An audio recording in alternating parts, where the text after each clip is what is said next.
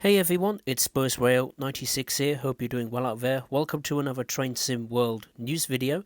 Today, Dovetail Games have put out the latest update of the roadmap for the month of May. So before we go further, here is a little overview of this month's iteration of the Train Sim World 5 roadmap. So now, let's dive straight into the details. We will start with what is possibly going to be not only the next route coming to Train Sim World, but the next piece of content period, and that is the German route Frankfurt S Bahn. Not many new details with this particular roadmap for this route, but Dovetail have said that the timetable will be one of the biggest in Train Sim World, with over 1,000 plus playable services, which is very interesting to me. It's going to add a lot of different types of services. You know, you've got S1, S8, S9. There's Intercity Express services now in the route. So across 80 kilometers and 26 stations, it's going to be pretty jam-packed, that's for sure. Of course, this route will be available only on the PC, Xbox Series S and X, and the PlayStation 5. And there's also, as you've seen, some nice little screenshots of the route in Train Sim World. Next, we will turn our attention to some third-party developers. We'll start with Skyhook Games, who released recently their next piece of freight rolling stock in their Cargoline volume series. Some are interesting, some, like the last one, Intermodal, really does not interest me. But this next one, number 4, does interest me. This focuses on the military, which we haven't had in Train Sim World before. We will be able to try out with this particular pack the KWA Warwell wagon in heavily weathered military green livery, consisting of a main deck and featuring a lower central portion and mounted on two-wheeled bogies. Conventional draw gear and buffers are located at each end. Of course, the traction hauling these military vehicles is the Class 66 diesel-electric locomotive. Again, God. You will find the wagon is available in 3 conditions: unloaded, empty, or loaded with either a generic tracked armoured personal carrier, or loaded with a 3-axle mine-resistant ambush protection vehicle.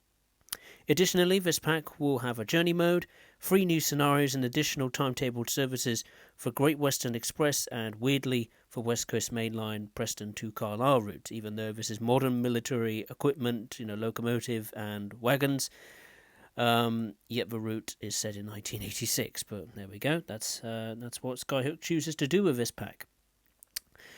Sticking with Skyhook Games, they have also revealed that they plan to push another big update to the Midland main line. Nothing really major, no new services or extensions or new stations or anything like that.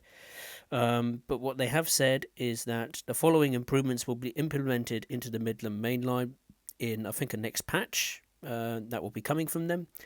This includes Train Sim World track shadow improvements, added steam emission animation back to Radcliffe Power Station, added aircraft obstruction lights to the thin chimney at Radcliffe Power Station, added stay calm posters at Leicester, Derby and Nottingham stations in support of the Calm Suicide Prevention charity, implementing new water materials, improved static stock at Beeston Yard, changed intermodal services to be player drivable with the Cargoline Volume 3 pack, and expanded support for the forthcoming Cargoline packs. In terms of the traction of the route, the Midland Mainline Class 158 will now have a new Train Sim World Guard mode, added dynamic gangways, improved interior lighting, improved support for free roam consist placement and formation designer, and Skyhook has also fixed cab gangways preventing passage when in motion, and the camera height of the second manned seat. For the Class 43 HST, they have improved the materials when wet to be consistent with the Mark III coaches, improved support for free room consist placement and formation designer, and they have also fixed the ability to add decals to the Mark III coaches in 2+6 and 2+8 livery designer options. There are many more route fixes and improvements which they will reveal once the patch is available to the general public. Next, we will turn our attention to another third-party developer that's gone a little bit quiet recently, but has come back with a bang, and that is Alan Thompson Simulations. They have revealed not only an update on their first Train Sim World product, the Manchester Airport Commuter, but shared some new screenshots as well. So in terms of progress on this route in particular, Alan Thompson Simulation have stated that the project is progressing well through QA, the timetable and layers are complete, and they are resolving the remaining bugs at a reasonable pace. Which has resulted in massive improvements in frames per second, and are now finishing up the final station and overhead line equipment fixes.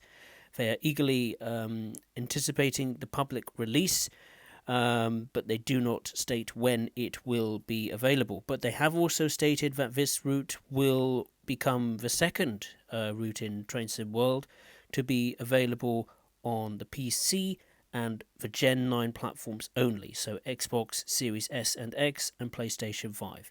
The Manchester Airport Commuter will not be available to Xbox One or the PlayStation 4. And I think finally we will finish off with the best bit of news, and hence the title and the thumbnail.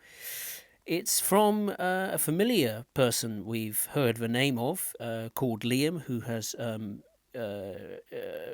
been in charge of doing the route remasters for Train Sim World, such as the West Somerset Railway, the Great Western Express Remaster, and I think the Glasgow Cathcart Circle Line.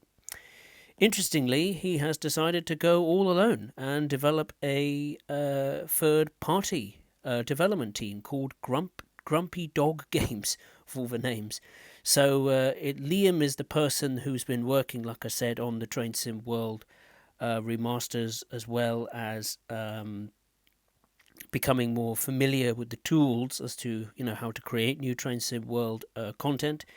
So his first piece of content as a third-party developer will be a Class 43 HST farewell pack for the upcoming Great Western Express Remaster. The pack will be focused on the final days of the HSTs running along the Great Western Main Line and include a few special liveries for the Class 43 along with their respective nameplates. What's most important of all is that he has revealed that Dovetail Games have reacquired the license for Great Western Railway, which is fantastic, which means it has opened the doors for Dovetail and other third-party developers to not only create the classic liveries, but also some special special ones designed and operated by Great Western Railway.